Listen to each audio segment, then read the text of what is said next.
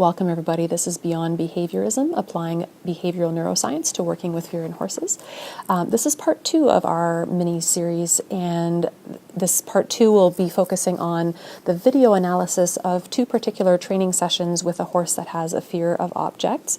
And my name is Sarah Schlody. I have a master's degree in counseling psychology. I'm a registered psychotherapist, a Canadian certified counselor, and a somatic experiencing practitioner in private practice in Ontario, Canada.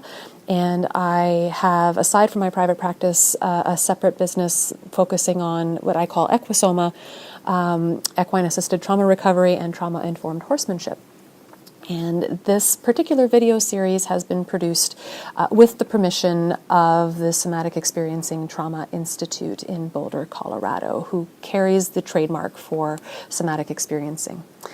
This video analysis will be taking place with Julie Lannen from the Australian Clicker Connection and featuring her working with her horse, Star.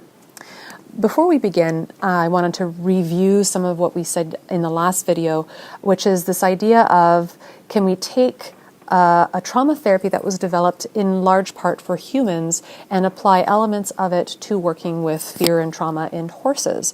And I would say absolutely yes, there is certainly going to be some applicability, especially given that somatic experiencing as a trauma therapy for humans was founded on the neuroscience of working with mammals, mammalian fear and threat responses, and so on. And so there's a shared genetic and heritage, as since we're all mammals, although there are clearly differences and some adaptations that would need to be made in applying this with horses. There's certainly a lot of good that can be taken from this, and I think this fills in a bit of a missing gap in what we're seeing in the animal literature. So it's bringing this back around. So starting with the animals, going to humans, and then back to the animals again. The book that's in my lap here, as I'm sitting with the herd where my horses are located, is called In an Unspoken Voice, and it was by Dr. Peter Levine. It came out in 2010. It's not his first book. His first book is Waking the Tiger, Healing Trauma, which is a really great read, but it's his earliest work. And it really gives the understanding of why I have a tiger in my logo with the horse. So if you're curious about understanding that, feel free to check out Waking the Tiger. But otherwise, In an Unspoken Voice is a really beautiful and elegant description of the somatic experiencing approach and bringing in attachment and polyvagal theory and other components to the work. So certainly encourage you to have a read. It's a worthwhile book to pick up. This video analysis of Julie working with Star will be deconstructed from the theoretical framework that I outlined in the first video, and I'll be drawing on trauma-informed care principles, somatic experiencing, of course, polyvagal theory, attachment theory, developmental neuroscience, and even some pieces from EMDR, which is a trauma therapy also created for humans.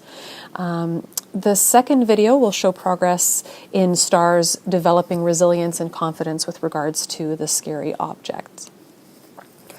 The video analysis also will refer to learning theory. So of course you can't have a training video with horses without approaching learning theory in some way, shape, or form. So I will be talking a little bit about positive and negative reinforcement, as will Julie in this video, and also we'll talk a little bit about the constructional approach training as adapted for use in horses as well.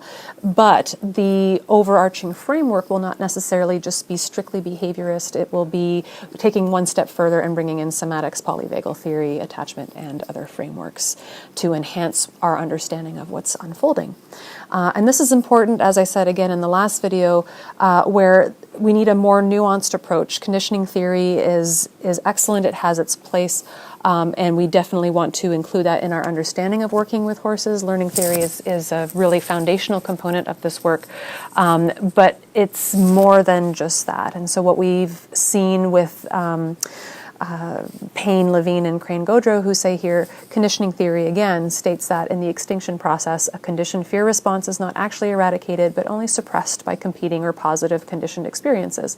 The implication of this, borne out by experience, is that although fear deconditioning is quick and effective, it is also easily disrupted, as re-exposure to trauma-related cues can easily reinstate the fear response. And I think you'll enjoy how we deconstruct these two training videos, which are actually held about 5 months apart. And so what's really fascinating for me is seeing how this one training session that occurred first and the one that occurred months later, and seeing the consistency over time that has created change for this particular horse. Treating trauma-related fear, as I said in the previous video series, is really important. It's really important to understand that trauma-related fear and anxiety is different from fear and anxiety that are not necessarily imbibed with trauma. And so in humans, treating trauma-related fear and anxiety requires a very different approach than just working with sort of everyday anxiety. Although I would wager that there's probably not a lot of anxiety in the world that doesn't have trauma of some way, shape, or form, whether big or small t, in its history. But that said, when we're talking about big T traumas, it's, we need to have a much more nuanced approach. And this, interestingly, has been observed anecdotally, at least in animals, who sometimes don't always respond with positive reinforcement when they're overwhelmed by fear. And so bringing in this extra lens to enhance behavioral theory is really useful. And interestingly enough, in the human therapy world, behaviorism sort of came around in the 1960s, 1940s, 50s, 60s, and we've added since then. So some of the pieces I'm going to be bringing in have been added in since behaviorism. And so I think there's a lot of value in not just learning about behaviorism for use in working with animals such as horses, because that's often missing, and I think that's a piece that we need to catch up on. And we can even take it beyond that. There's even more beyond behaviorism that's evolved since that time, and this is where I'm hoping to bring these pieces in today. Julie, welcome. Hi, thank you. And thank you for looking at the video. Yeah, no, thank you so much for sending it. We've been messaging back and forth for quite a long time, and you've been asking me to look at your videos, and I'm so pleased that we took the time to do this today, because there is a lot of richness that we can piece apart.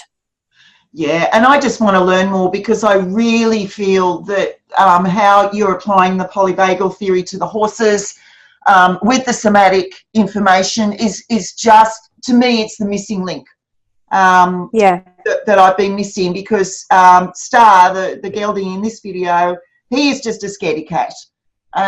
He's got a lot of past experiences where we've gone over threshold, we've tried to obviously keep under, but what happens, happens. And I've always felt that as much as I, believe clicker training and positive reinforcement is the way to go for horses, and that's just a view, there's also, room for negative reinforcement. But I found that no matter what I did, I just couldn't change his mind about certain things. And my gut feeling is that it has got something to do with this nervous system extrapolation that you're doing that is just so new to everybody, and it's just mind-blowing for me. Yeah, fabulous, Julie. Maybe just so everyone knows, and maybe you can explain a little bit about who you are and how you came to this work, and then we'll look at the videos that you've sent me. Okay, well, predominantly I'm a clicker trainer, and certainly taught from the traditional behavioural sense in relation to clicker training. But when I got Star, I noticed that using positive reinforcement and using treats as the reinforcer isn't always a good deal for horses that have got fear issues. And so I started to do a lot of research and learnt different methods to actually try and help horses overcome their fears. And one of the earlier things I did was learned how to apply constructional approach training to horses, where clicker training is not involved at all. It works on the premise that when a horse is afraid of someone, something, they basically get reinforced for distance. So if they see something and they're scared of it, and then they move away from that object or person, the actual distance that they create for themselves is reinforcing, and then they settle themselves down a little bit. So constructional approach training is based on that method, by which we look for a calm signal under threshold, or a calm-like signal, because some of them aren't really calming signals. They can be head bobbing, they can be all sorts of different processing that actually we wouldn't look at as an actual calm-like sign in our horse. But anything that showed our horses acting in a way that's inconsistent with fear, from the perspective of taking distance away from the object, was something that we would reinforce. So we present the object. When we had some behaviour from a horse, we would actually move that object further away. So we're actually creating the distance for our horse rather than the horse creating the distance from us. And it is operant conditioning. It's not classical, because we're asking the horse to operate on the environment including that which is causing the horse some fear.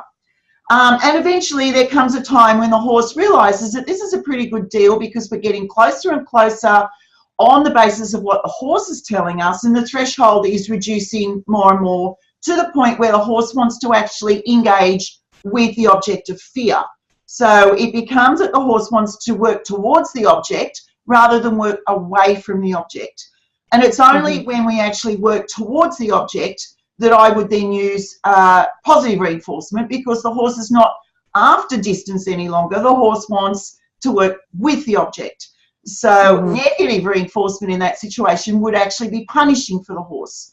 So the thing is that works so well with so many horses, and worked beautifully for Star in relation to a horse rug, because that was what he was afraid of. But there is not the generalisation that I had hoped for. So we looked at generalisation in respect to going to different areas on our property and outside with the rug, and everything was fine. But when we generalised that to things such as a bareback pad or a saddle, it was basically that we're at square one again. And it felt to me that there was something about his fear that I wasn't able to help him overcome.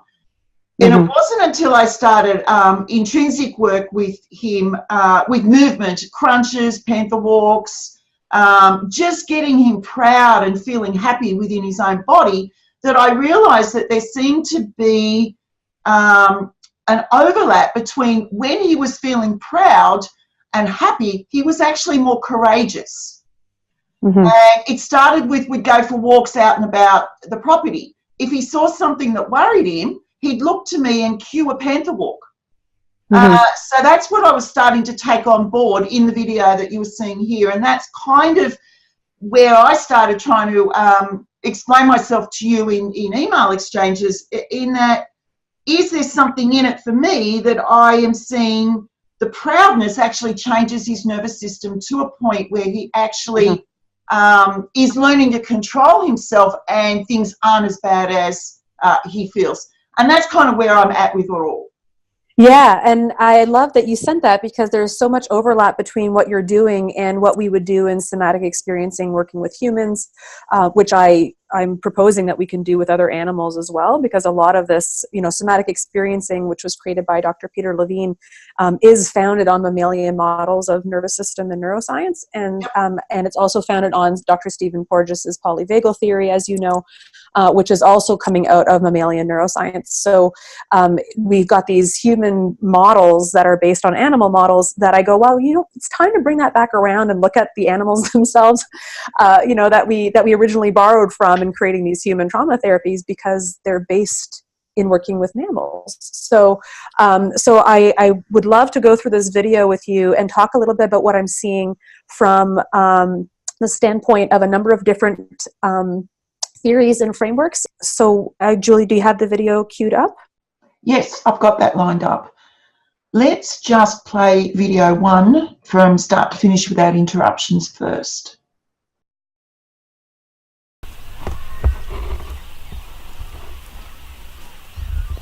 Yes, the saddle pad is in a different position. It's in a triangular form.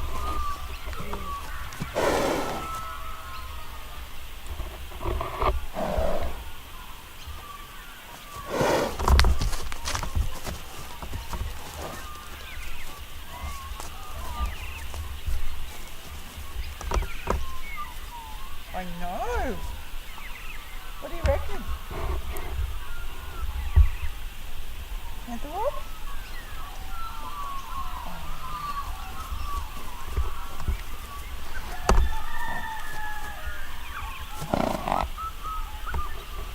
Could go either way, couldn't it, Star?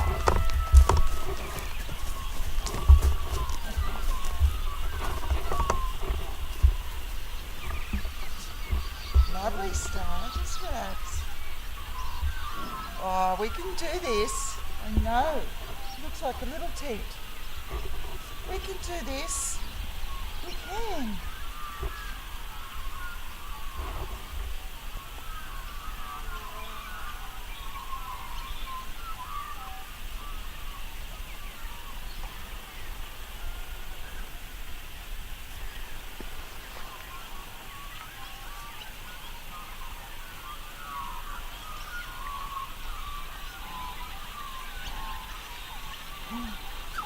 There's a lot of chewing going on. I can't treat. Not at the moment. Let's do something for a treat.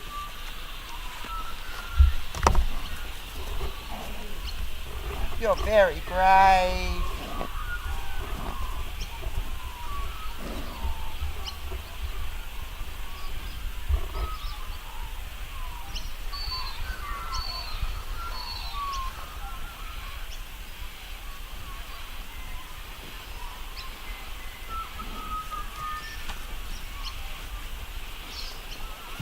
Lovely.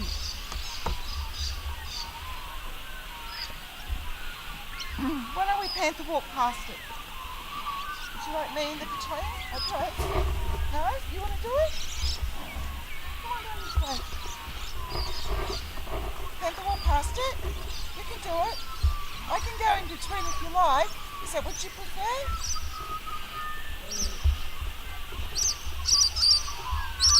You work out where you want me. Do you want me here?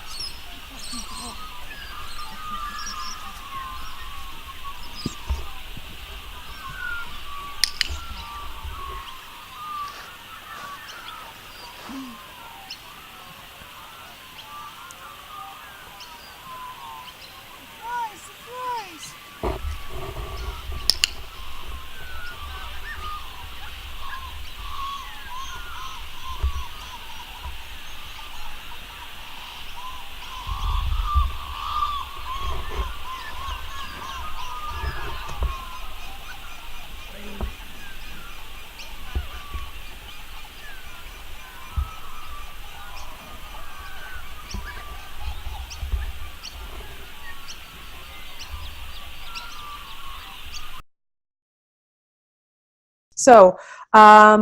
So when you start at this video, you're walking into a paddock that has an open end, so it's completely at liberty.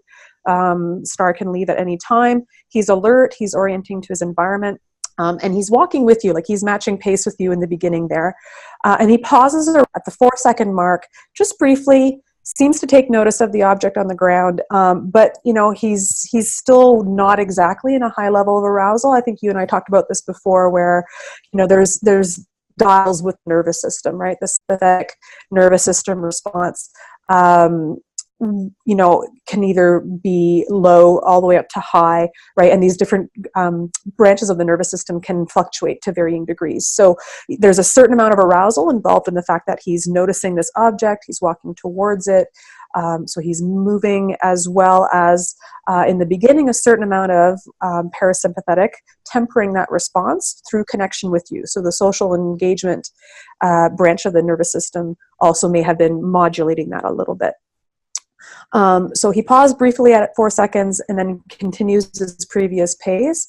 At that point, he's no longer matching pace with you. He's like, oh, there's this thing. I'm going to go see this thing. So he kind of leaves you as the secure base, as we would say in attachment theory, and he walks on towards the object. And interestingly, he starts to walk a little sideways as opposed to forward. And that's where I would gauge is him finding the edge of his own window of tolerance. So that's that first threshold of stimulation, or the first threshold in response to that first stimulation of him walking forward. And then he reaches that threshold, walks a bit sideways, and he stops at around the 16-second mark, and his head and neck go up and down. And what I thought was super interesting at this particular point in the video was that a number of things may be happening at this point. And Julie, you told me originally that this lowering and raising of the head was a reinforced behavior that you taught him through clicker training. Through constructional approach training. Oh, through the constructional approach. Okay, yes. So the lowering of the head was in order to induce a more parasympathetic state or a calmer state to help him self-regulate.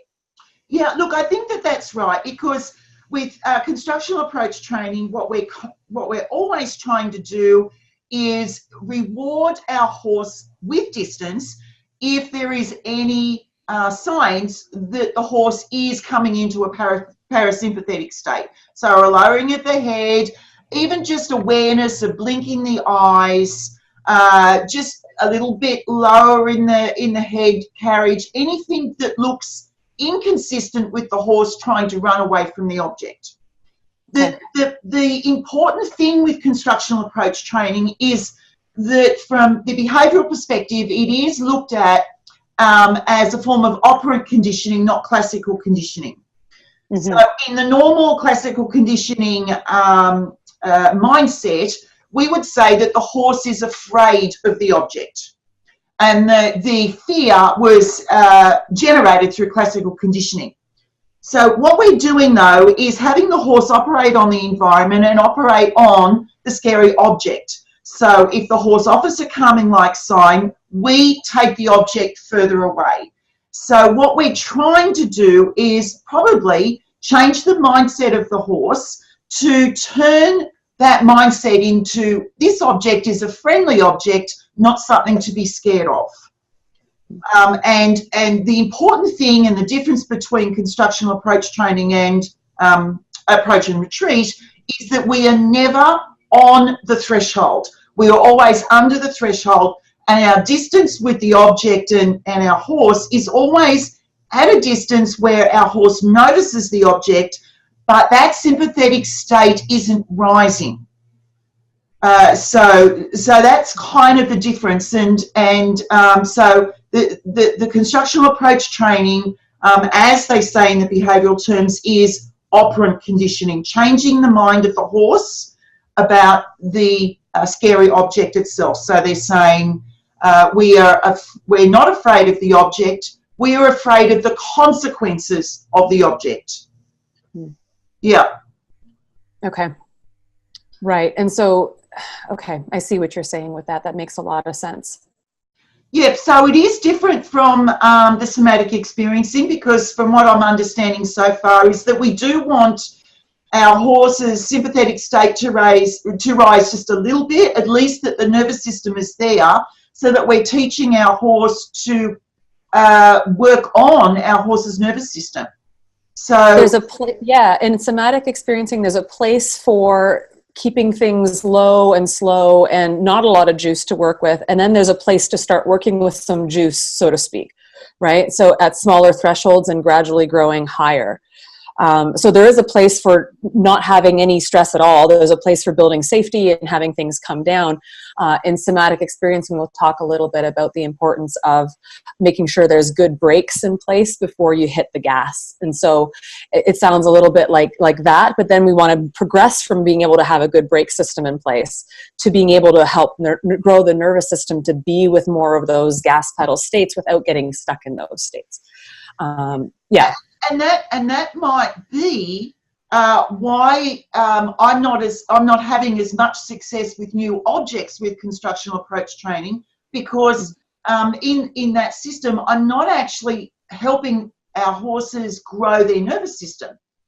We're actually changing the horse's attitude and their perception of the consequences with that fearful object, and it's not generalizing. Whereas if I start growing the horse's nervous system, so if he starts to learn he can actually handle a little bit of stress and he can deactivate, and we wait long enough, and that resilience for the nervous system is going to grow, and that might be why I'm finding that this process is the missing link for him. Mm-hmm. Right, and I think one of the things too that's important as well that we were talking sort of privately, separately about is this idea of when are we reinforcing, and are we reinforcing a calm behavior, and do you click and treat when there's a calm response in the nervous system? And one of the things that you were saying to me is we're not going to necessarily click and treat when the horse starts licking and chewing, right? And combining those things together, and because that is its own response, like that is its own. Like you were just saying about bringing those two pieces. Blending reinforces, yeah. Mm-hmm, yeah. Mm-hmm. Because the horse is coming down, and I just feel that I don't want to interfere with how the horse is physiologically reacting. Mm-hmm. The whole idea is I understand any of these responses when we're coming down, we call them calming signals or whatever we want to call them, is that there is in and of themselves, the horse is actually enjoying that state of coming down. So I don't want to control that with a clicker. And I don't want to control that through negative reinforcement. I just want the horse to learn and the horse to understand that he or she can deactivate, and that's a good feeling. I don't want to be involved in that. I'll sit and watch. And that's what I'm learning through your teachings. Yeah, and one of the things, actually, I'll jump on that too before we continue, is it just occurred to me something else as well. So one of the things in a lot of the trauma recovery work is about teaching grounding strategies, right? And teaching, human clients to take a deep breath or to find your feet on the ground. And there's a place for those kinds of controlled behaviors to control the nervous system into a more regulated state. There's absolutely a place for that. And what we're wanting to do is progress beyond strategies like find your feet and, ground yourself by doing breathing and all this kind of stuff in the face of activation, because what we want to do is not just simply support down regulation all the time, but the capacity to be with these higher states. Because sometimes it's not so much about, oh, let's get you relaxed and let's do this thing and then you're going to come down. It's sometimes we have to work through the charge to get to the calmer state, not induce a calm state in the midst of the charge, because then we're not actually growing the window. We're just learning how to control it. Right. And so there's a place to learn those kinds of techniques, right? As in the beginning with human work anyhow, is how do we teach the ability to down-regulate on cue, so to speak, like doing deep breaths and whatever, which is what you're kind of saying. Why would we click and treat a relaxation response, right? It's kind of that same idea. There may be a place for it, but the goal with somatic experiencing isn't necessarily to induce calm, right? It's to work through those incomplete self-protective responses in the nervous system, which means that we have to be able to have the ability to have the brakes, but then have the confidence to let go of those brakes and hit the gas a little tiny bit and know that we're going to be okay.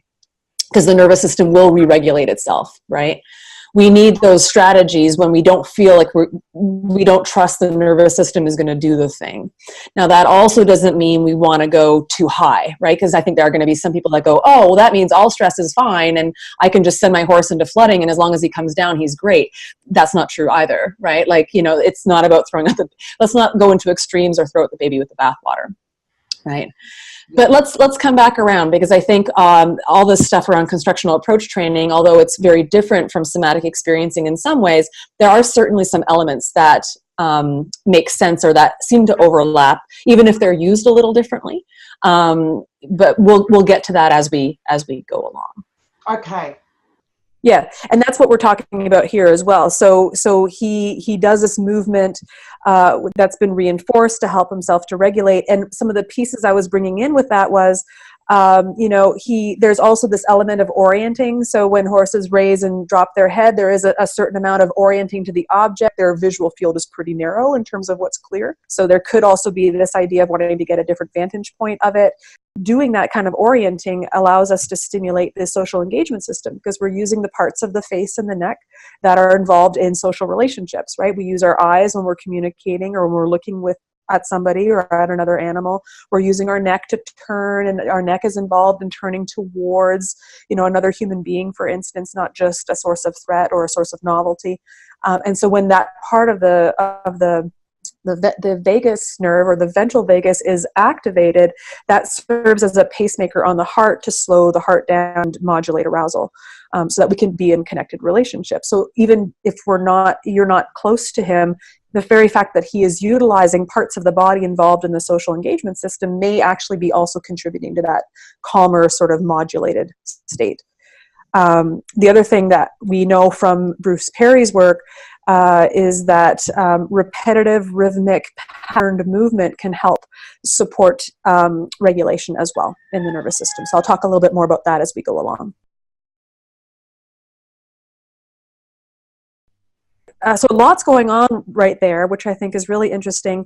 So he starts to move away from the object at around 19 seconds. So this is this idea of we're still below threshold. He's up at the edge of threshold. Being at the edge of the threshold isn't a problem. That's where the growth happens, is at the edge, right? It's going to occur, but not beyond threshold, ideally, right?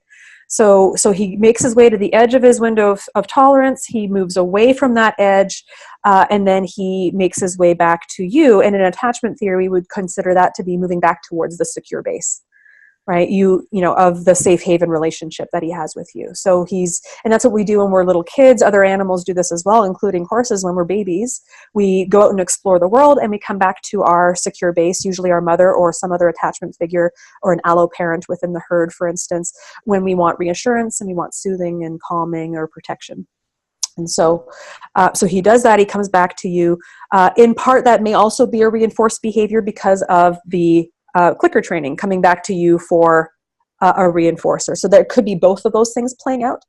But I don't see that reinforcement is necessarily inconsistent with attachment, although they're different processes.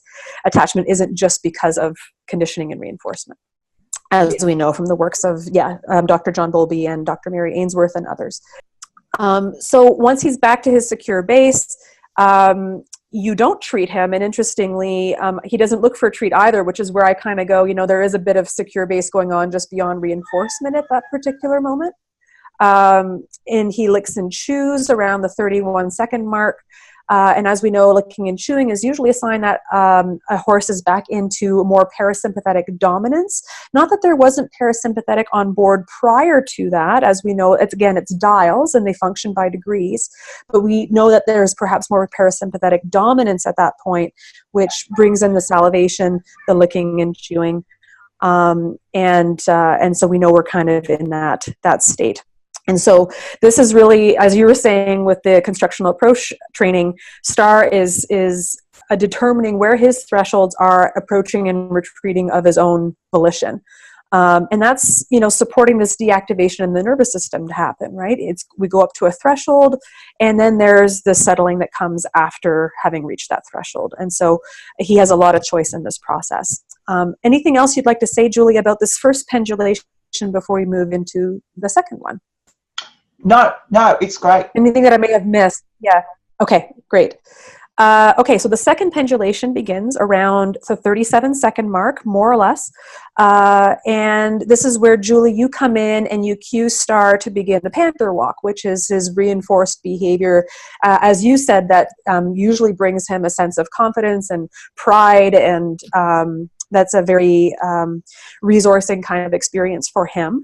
And what I think is really interesting, and just before we go into the rest of the video, it's so important from Bruce Perry's standpoint that we regulate the nervous system from the bottom up, as I was saying earlier. And so often what that happens with humans, if we think about caregivers and their children, if a child is dysregulated or, experiencing something distressing, oftentimes we want to regulate the parent or the caregiver will regulate the child first through externally directed movements. So the parent will be the one to rock the child or stroke the child or walk around with the child and, move the child's body, which regulates the brainstem.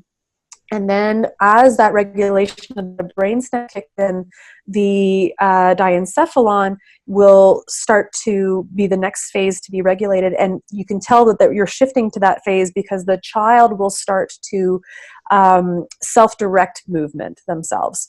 So, as a result of being rocked and so on and so forth, you might notice a child start to move their hand back and forth, or rub their leg, or rub their caregiver, right, or engage in their own little movements. And that's a sign that we're now regulating the diencephalon. Then from that standpoint, we're able to come into connected relationship and be a little bit more close. So we would call that limbic regulation, where we're able to kind of co-regulate with one another. This whole experience is co-regulation, but the limbic system is much more available. We're able to talk about emotions and express, have emotional expression when the limbic system is more regulated, and then move up to reasoning, where we're able to talk about what's happened and make sense of it and discuss the learning and the experience and so on. And so interestingly enough, Panther Walk, because it's rhythmic and it's patterned and it's chosen, may serve a similar function, especially since it's being cued by the caregiver first, inviting him into his own self-directed movement. So there's a piece there that I think is really interesting. Julie, I'm curious about your thoughts. Oh, look, it's fascinating because up until I learned more from you and from your recommended readings, I actually was fitting this into more of a Panksepp model. Yeah, that we are actually, and I'm seeing some similarities again with what you've just said, because if we go back to what he says in relation to the primary structures and the ancient structures of the brain, that is actually where all this coupling, pairing, movement, play comes from. Yes. Before we actually get to that secondary layer, where most of the work's done in relation to classical, to operant conditioning. Yeah, and it's interesting how the stuff flows together, because Porges and Panksepp knew of each other and referred to each other as well. So there's certainly a certain amount of overlap between concepts and places where they align. There's also places of difference, but they're building on each other, let's just say. I mean, mainly the difference would be that Panksepp is considered an affective neuroscientist, and Porges a behavioral neuroscientist, I believe, is the distinction, but I might be wrong on that. But there's certainly a lot of overlap. Another thing that I think is interesting with you thinking about cueing the Panther Walk at this point, from somatic experiencing standpoint, this would be about bringing in a resource, or what Peter Levine would call the counter vortex, which can help deactivate some arousal in the nervous system, while allowing the nervous system or the person, or in this case the animal, to build some confidence that supports them it's almost acting like a buffer to move towards the trauma vortex, as Peter Levine would call it. And so we need a combination of both those things. And often in somatic experiencing work, we're weaving together. There's this very nuanced process of working with resources and working with the trauma, or working with the counter vortex and working with activation. And so this weaving back and forth I could see as being also another piece playing out when you went to cue the Panther Walk. Which again is, like you said, right, it brings them a sense of pride and confidence. And Peter would talk about that as saying, I can, right? This is a sense of mobilization, I can do this, which is very different from the shutdown of I can't, right? Learned helplessness is an I can't state, right? Submission is an I can't state. Right. And so Dr. Levine would talk about renegotiation, right? This idea that we want to renegotiate trauma as opposed to relive it or reenact it, which means the same outcome every time. With trauma, we're wanting to transform. We want it to be a different outcome. And the other thing that I thought was really interesting with this idea of the Panther Walk, and I wanted to name it up front before we continue because we'll see it throughout the video, is that Dr. Francine Shapiro, who created a trauma therapy for humans called EMDR, which incidentally I heard recently has been adapted for use in other mammals to do trauma recovery work. So I don't know enough about it yet, but I have heard that there are some researchers in France who have been adapting EMDR for work with non-human animals, which is interesting. But if we take Dr. Shapiro's work with EMDR, in her method, there's a place for something called bilateral stimulation, where we do engage in movements or stimuli that cross the midline of the brain and the body. And so walking, for instance, is one form of bilateral stimulation because we are using our arms and our legs to move, and horses are obviously engaging in bilateral stimulation as they're moving their legs. And that kind of bilateral stimulation can reduce arousal. So it's often seen to support regulation when something's very distressing. And so that's another piece that may be playing out with this idea of the cueing. So while that's not the reasoning why you brought the panther walk in, I find it fascinating that there's all these other implications for what that might be providing in this process. So he takes the cue to move forward with you, but doesn't actually do the panther walk, which I think is really fascinating. And instead he moves closer to the object than last time, a bit more determined, this second pendulation, if we think about it that way. He does pause, so he finds his next threshold of tolerance. He stops himself at the 48-second mark, and then makes his way back to you. And what's interesting this time around, as he circles back around and comes back to his secure base, is that he notices the person who's filming the video, which didn't happen the first time around. He was still very much in a, I've got to get away from this thing, still not in fight or flight necessarily activation, but enough that he's not able to really make meaningful social connection. And in this second round, he's connected enough to the social engagement system that he's able to actually make eye contact with the video filmer person. So that's already a big change that didn't happen in the first round. And when he gets back to your side, he starts to raise and lower his head again around the 1 minute mark. But this time he goes much closer to the ground compared to the previous round, which I think is really interesting.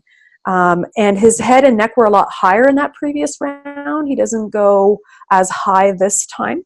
And he also looks away from the object and then begins his licking and chewing. And this licking and chewing this time goes on for a lot longer of a period, and it's unclear if that's because you're allowing him more time to deactivate and you're not cueing the next round right away, or if it's because there's just more to come out this time. And this particular phase of licking and chewing also has some jaw releases. And so we see that happening a number of times. I think there's 4 or 5, I think, jaw releases, including one that I think is rather comical when he turns to the video camera person and opens his mouth, which I thought was really sweet. And then orienting back again to the object, but again, with a lot of that parasympathetic deactivation happening. Interestingly, with this particular pendulation, at the 1 minute and 39 mark, he turns to you looking for a click and a treat. So which he didn't do in the previous round, but he is doing here. And so I was curious about not that it's right or wrong, I was just curious about why you didn't treat him here. I think this is from the perspective of your cat model. Yeah, he, in my view at the time, he was actually seeking distance from the object. Yes, that's right. And that I took the jaw releases, especially 1 or 2 of them, as fake yawns. Yeah, sure. Which may be displacement, may not be, but certainly to me, he was definitely high in that dorsal area, and he wasn't, I did not believe at the time that giving him positive reinforcement would have been reinforcing for him.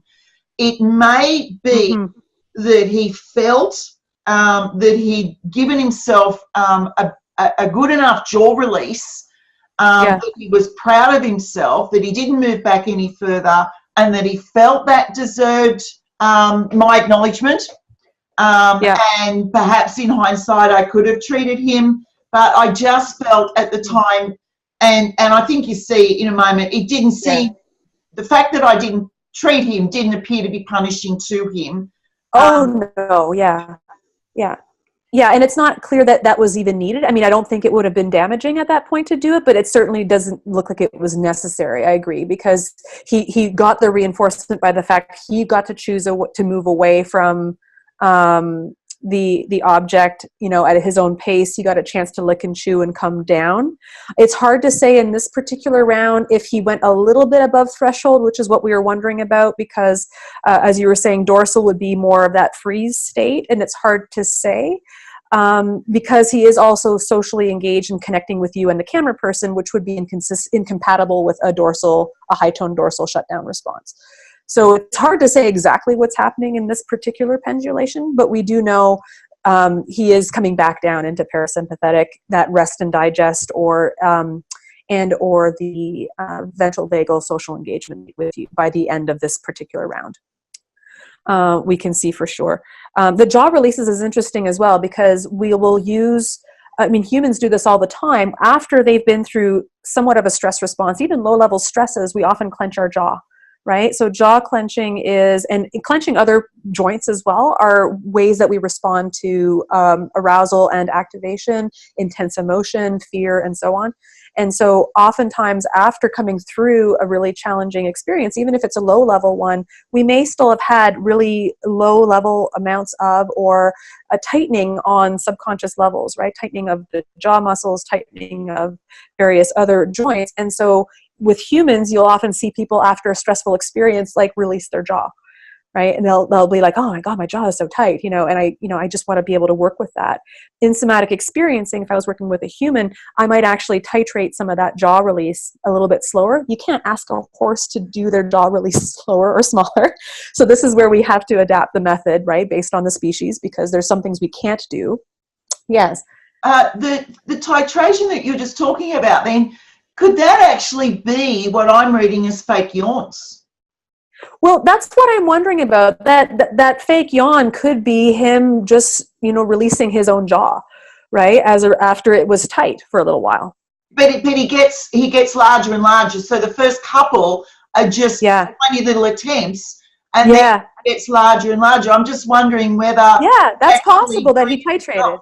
Yeah. It's possible. It's possible that and it's funny because we would start in somatic experiencing with small amounts of jaw movement, and we might move to larger amounts. Sometimes you don't need larger amounts because you get a lot out of just these little micro movements. But you're right. It does look as though he's doing that himself, where he's doing smaller jaw openings, and then eventually they're able to get a little bit wider. And theoretically, we could perhaps surmise that his jaw is loosening more. Right? As he becomes more deactivated and he's more in that calmer state, the muscles are relaxing. He has more range of motion in that jaw. He's out of the hypertonicity or the stronger tonicity. He might not be in hypertonicity, but he's out of that strong muscle tone, gripping back into a more calmer state. It's hard to say. The jury's out, of course. But if we base this on what we see with other animals working through these cycles, we base this on humans working through these cycles, these are pretty consistent things that happen at these different points in these sequences.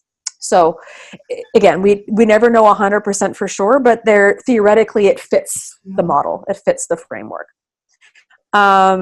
And so this is, again, so like the first pendulation, this was a self-directed titration of stimulation brought upon by Star. He brought himself forward to the thing, figured out where his threshold was, moved away, and then deactivated once again. So that would be, so he approached and then retreated. So in somatic experiencing, we'll do a lot of approach retreat work as well.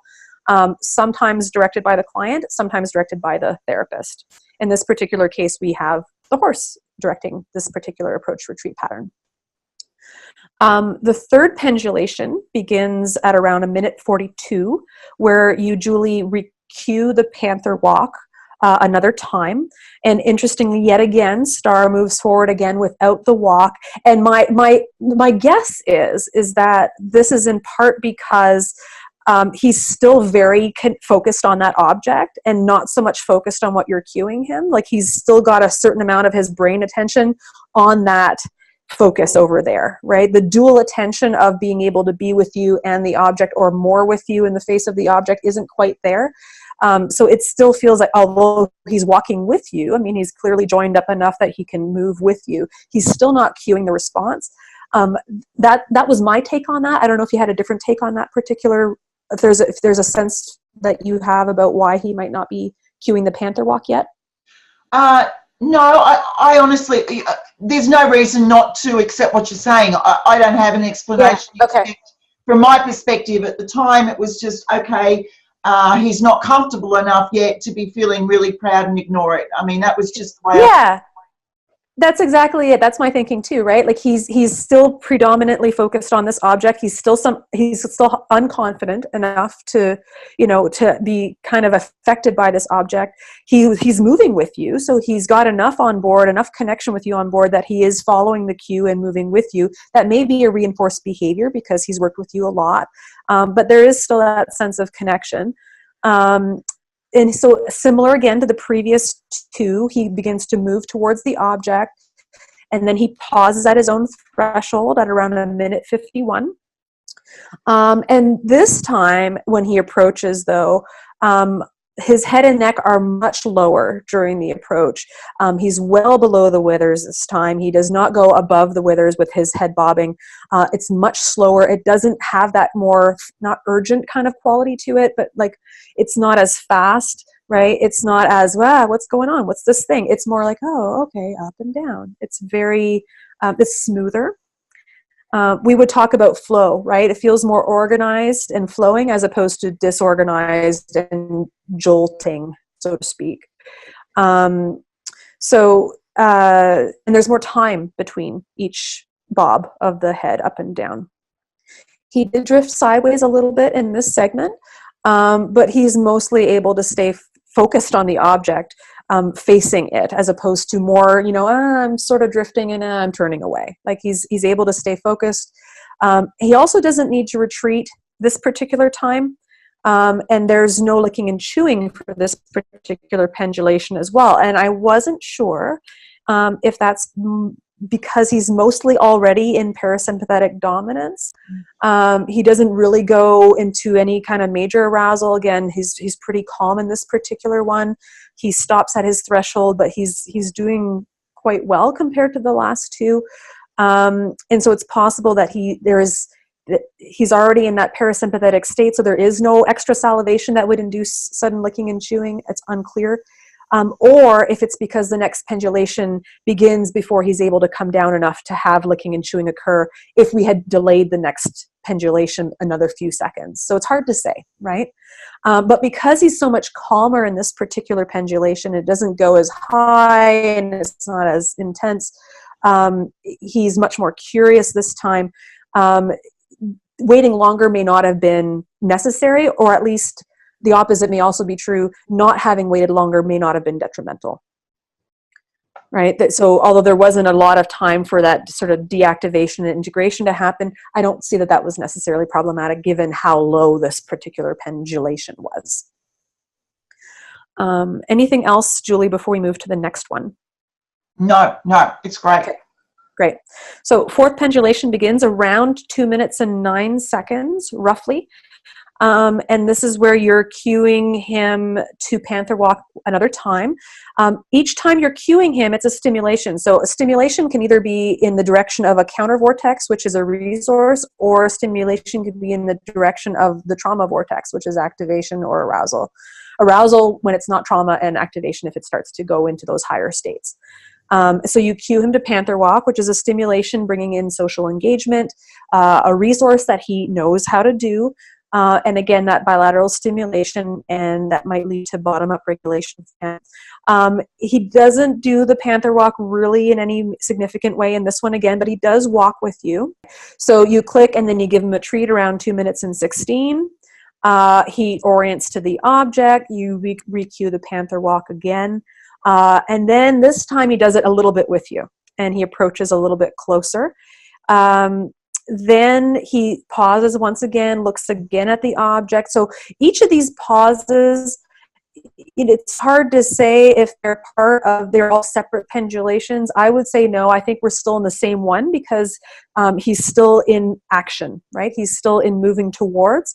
He lowers his head twice. You walk on. He joins up again with you.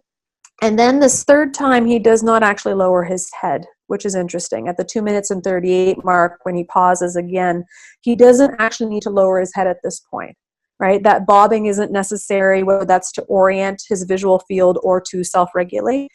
He's not engaging in this particular time. So you can see how much further ahead we are with his comfort in his nervous system with this process. He's not having to do the things that would keep him calm.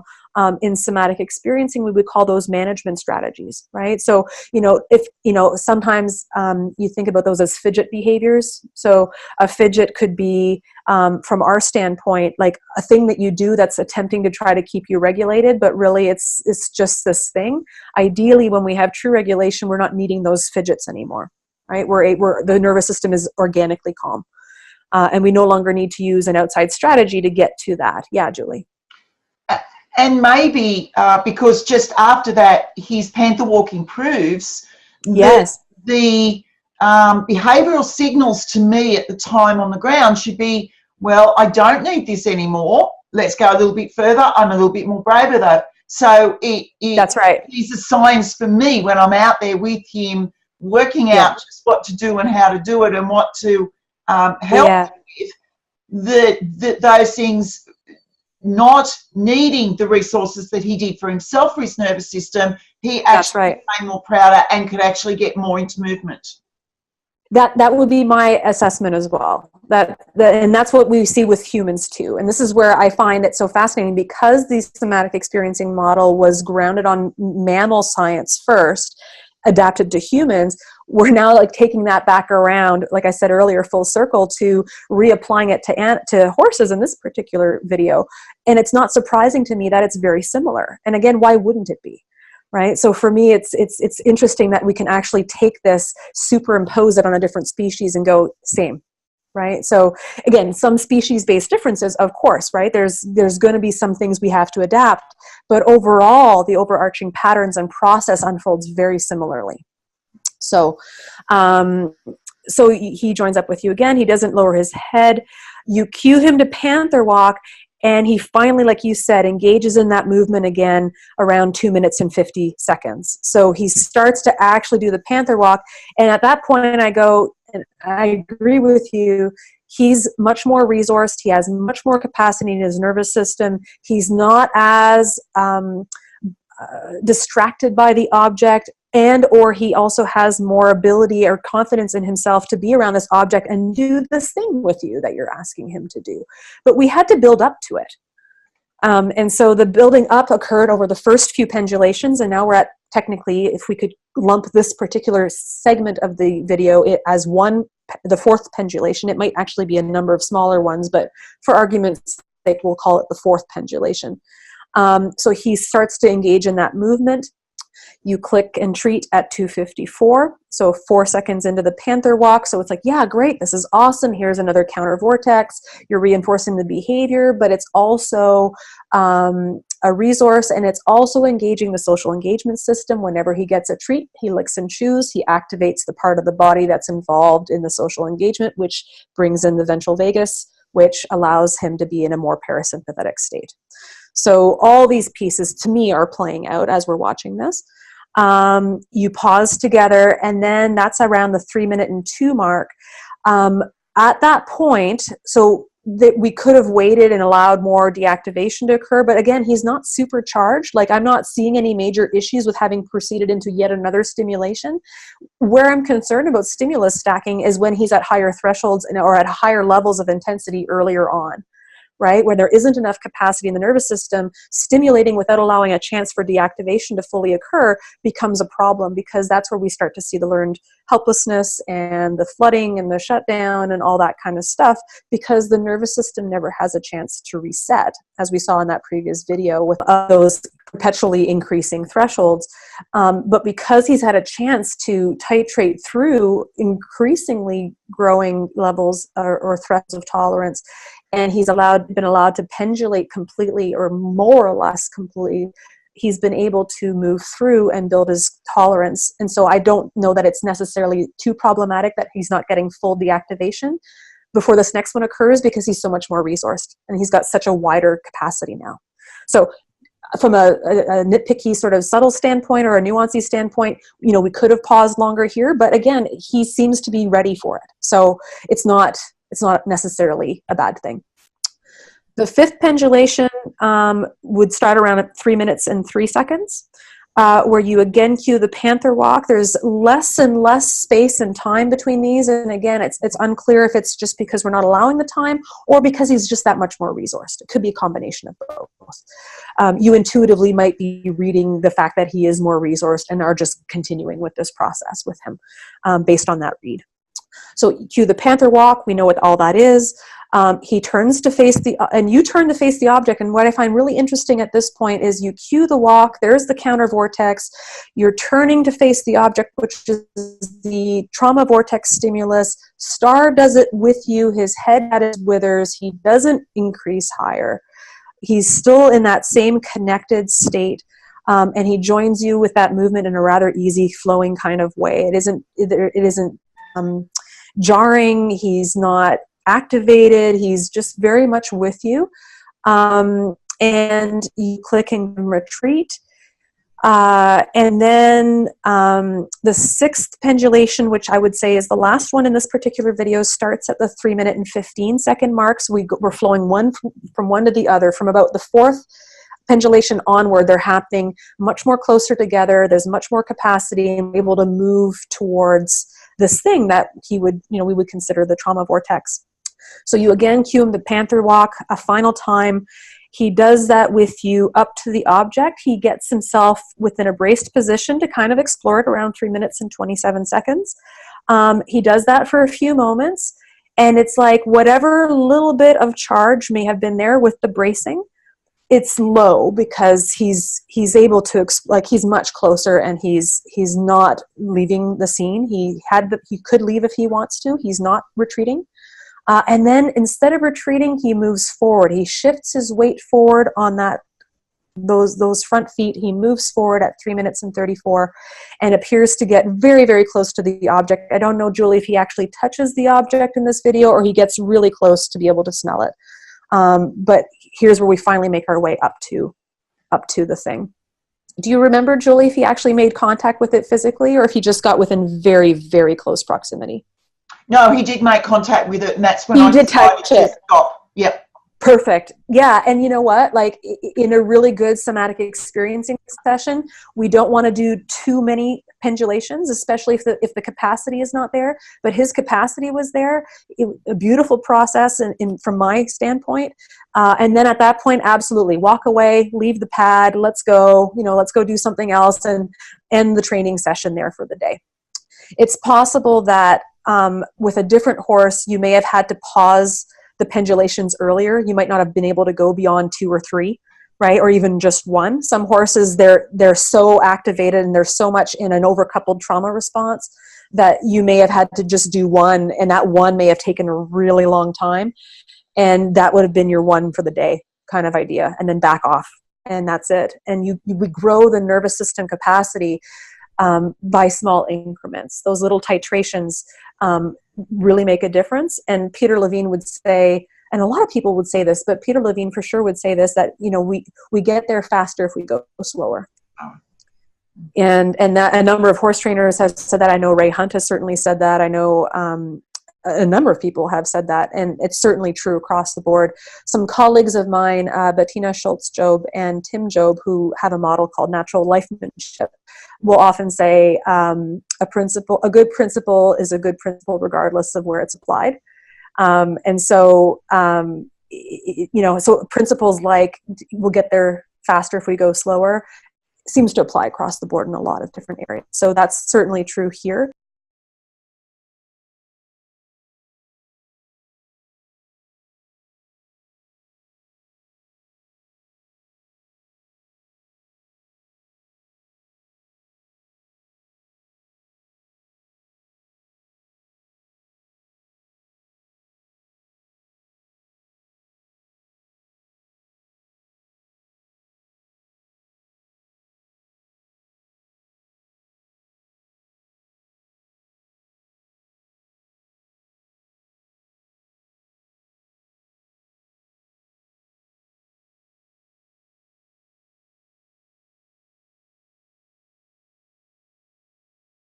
One thing I thought was really neat with this whole process was in somatic experiencing, titration occurs through different methods. Approach retreat is a form of titrating into the nervous system, titrating tiny thresholds, right? We can overdo approach retreat. You can absolutely blow past multiple thresholds, in which case we're reinforcing, stress and survival in the nervous system if it's too much too quick.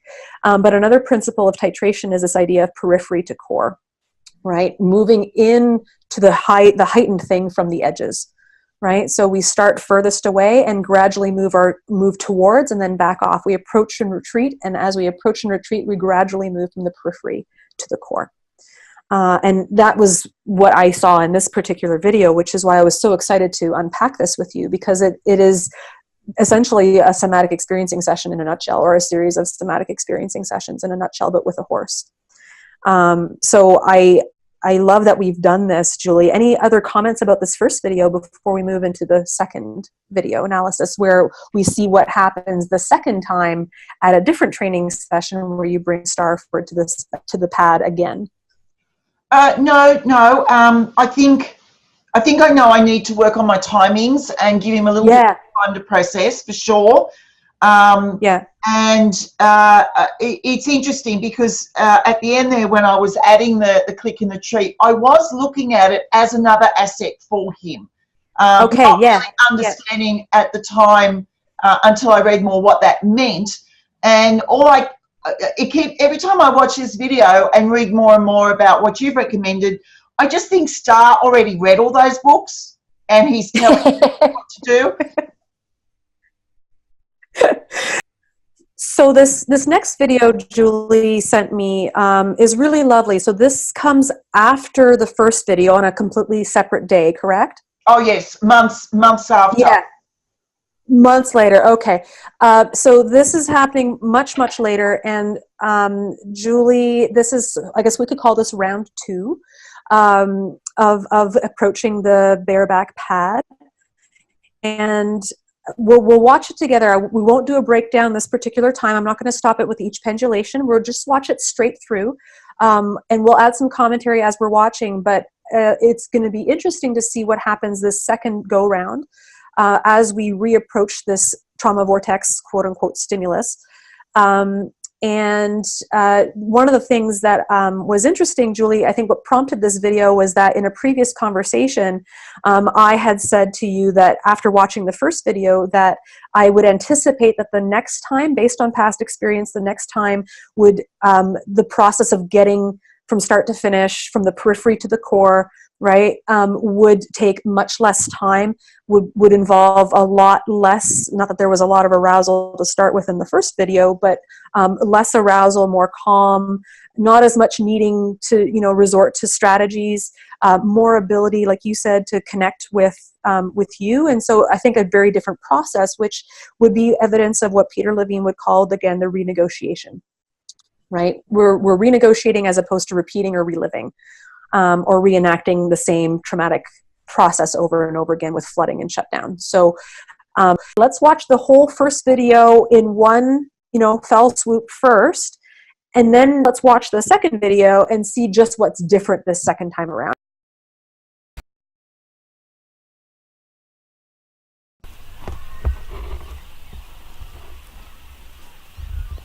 Yes, the saddle pad is in a different position.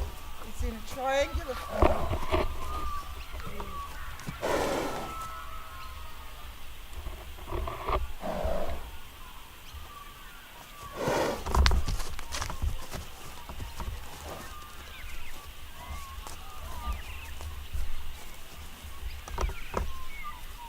I know.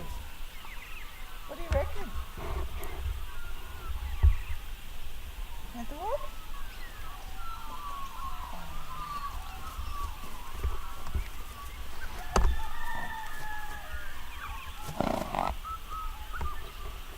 Go either way, couldn't it start?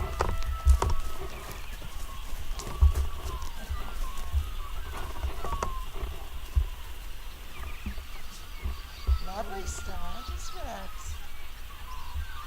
Oh, we can do this. I know. Looks like a little tent. We can do this. We can.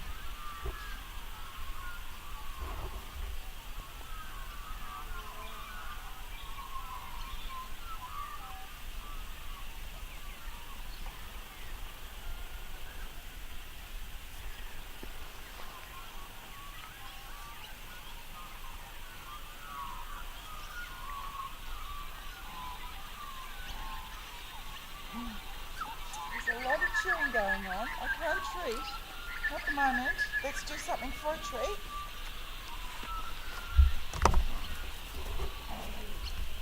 You're very brave.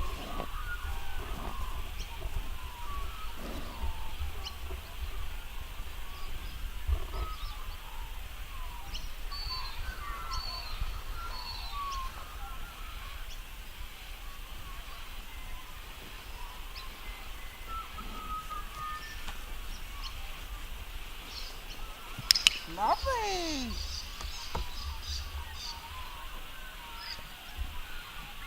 Why don't we panther walk past it? Would you like me in the between? Okay. No? You want to do it? Come on down this way. Panther walk past it? You can do it. I can go in between if you like. Is that what you prefer?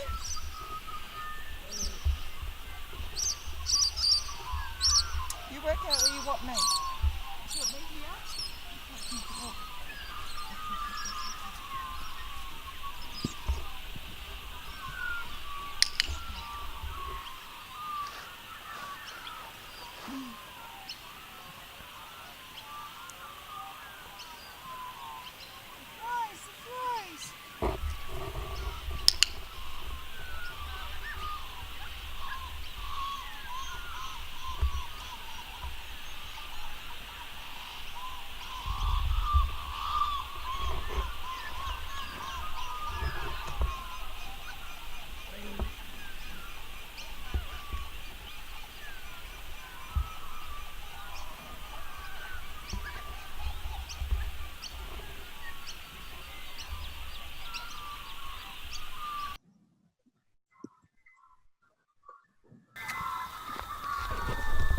So I'm watching it as well.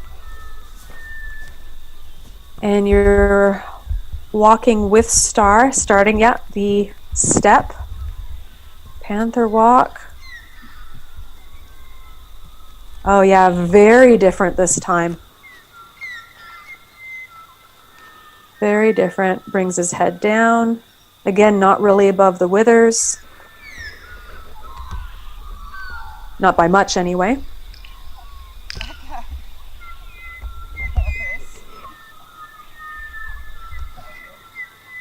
And then more panther walking, away from the object, which we do in somatic experiencing as well. We back away, click and treat. Approaching and retreating this is a very different approach to retreat. Then we have that sort of I guess fake yawn again, Julie? Yes. Yeah. But approaching retreating is very different this time, where it does not involve a marching away from, right? A getting away from. It was very much a chosen, quiet, calm, I'm following you away from the object, as opposed to, I need to get away from the object. Right? No, none of that. And then we have him coming all the way forward. Yeah. No bracing.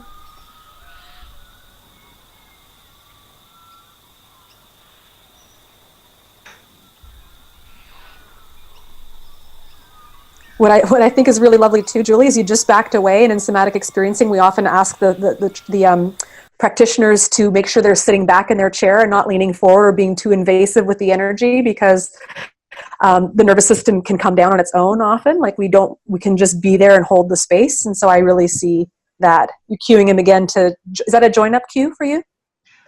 No, it's actually, my shoulder was sore that day. So okay. It was actually to cue him to actually take charge of his posture. Okay. But my shoulder was not working. So right. That was all. Yeah. Right. So definitely a very different process this time from start to finish. It took less than half as long. I don't know if it was less than half as long. I wonder how many it was probably a third, if you counted from the beginning to end, a third.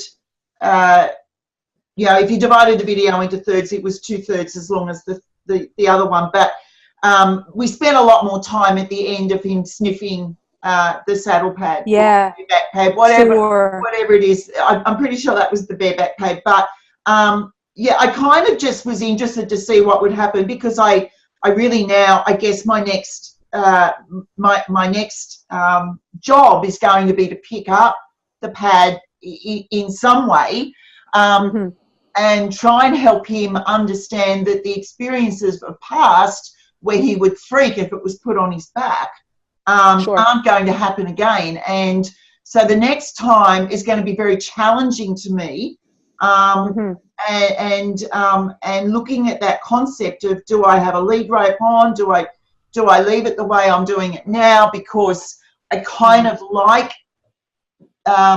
it's not so much I can't trust myself if I put a lead rope on, not to give him control, but whether he sees a lead rope on with me as a different set of circumstances. So, for example, if we go out on the road, there's no way I would never have a lead on him. And there are times when I will take control if there are issues in relation to safety, when a motorbike's coming up the road or a car's coming too fast or something like that. So I can't guess what he sees the lead rope meaning to him. So I don't want to be in a position where I'm actually taking away his perception of control. So I'm still not sure whether I really want to put a lead rope on. I think I'd like to try it without and see what happens. And just, you know, now that I've read a lot more, see if I can take the lead a little bit, because he may leave and all his book reading will be out the window. Well, so here's the thing, right? So this is a new stimulus, right? It would potentially be a new set of thresholds that you could work through in a potentially the same sort of way, right? I think my inclination, based on my understanding of somatic experiencing, would be to do it at liberty again, because in somatic experiencing, we need to have the control first before we can let go of the control and feel okay with letting go of the control and feel safe letting go of the control. Yes. And then over time, the more experiences he has of deactivation, the more capacity grows in the nervous system, so that may start to generalize in other situations. But you kind of have to start and let it grow first, if that makes sense. My inclination would be not to do it with a lead rope just yet.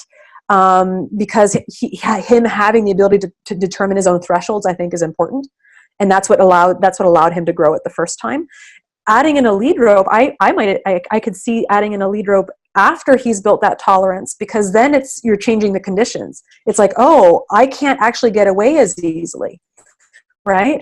Because part of trauma is the thwarted responses, right? The thwarted self-protective responses. If he was not allowed to get away in the past, then adding in the stimulation of a lead rope, which holds him closer, may be too much. You know what I mean? It's adding an extra stimulus to the process.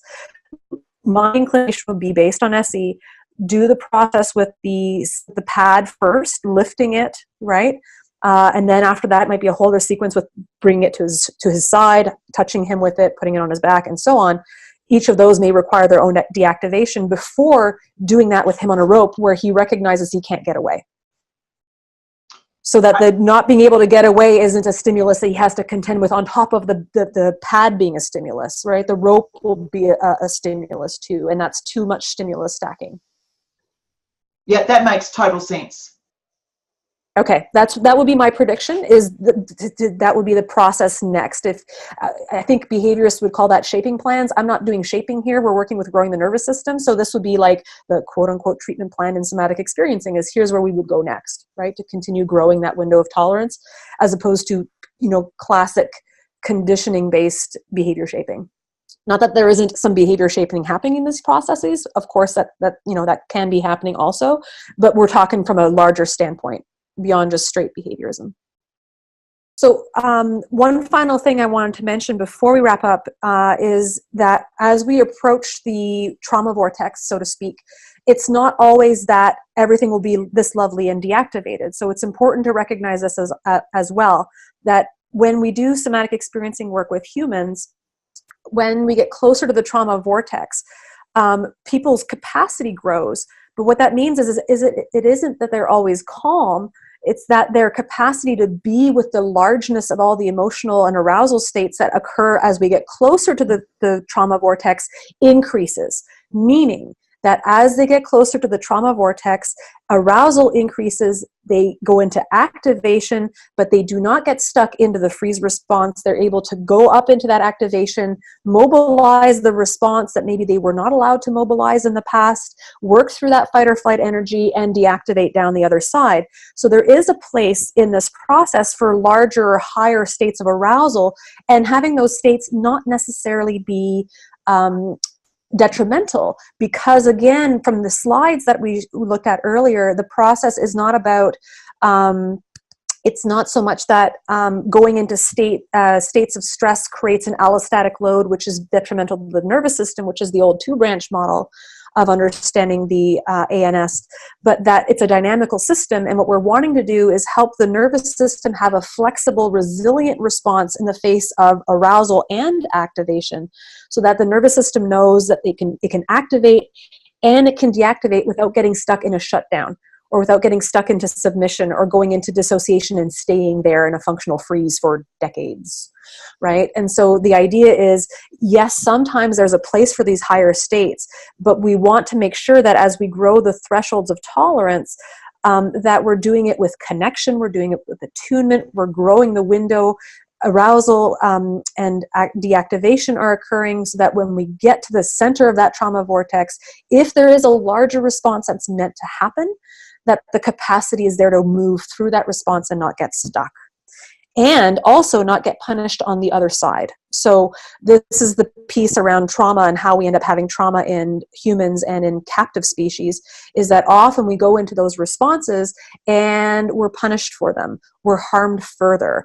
We get in trouble. We are shamed, and so on and so forth. And so we prevent the deactivation from occurring. We prevent the fight or flight from taking place because it's not allowed or not deemed to be appropriate or okay socially or what have you, right? Or it's viewed by the human as being a sign of aggression or dominance, and they're not understanding the fear beneath it. Now, I'm not saying that we shouldn't be protecting ourselves in the face of a horse, because obviously there's, certain risks involved and safety concerns. But if we take this lens that if they're working through a fight or flight response and it has to do with trauma, that's very different from say more run-of-the-mill behavioral type things that we might be seeing. If it's this thing that hasn't had a chance to complete, and the horse is coming out of freeze after being in a shutdown for a long time and starts to be more opinionated, starts to have more aggression or more flighty type responses, the horse is starting to come back into a sense of I can. It's a disorganized I can, right? It's coming out of the I can't into I can. And if we interrupt the I can process and shut it down, we send the horse and the human, or the human, back into that freeze state. And then we're bouncing in and out of shutdown and hyperarousal, hyperarousal, up, down, and never really fully completing. And so if there were to be a higher level of arousal, the goal isn't necessarily to get that to shut down or to punish it or to suppress suppression. It's to support in a nuanced way the completion of that cycle, so the horse deactivates and comes down the other side. We'll take it further, and we'll get on to the next step, and we'll see what happens. Sure. I know that no matter what happens, it's going to be good for him and good for me, because I think he's such a great teacher, and he is much further ahead with this stuff than I am. So I'll take his leads. Thank you so much, Julie, for your time. I really, really, truly appreciate you sharing these videos with me and with us, and I look forward to connecting again. Okay, thank you.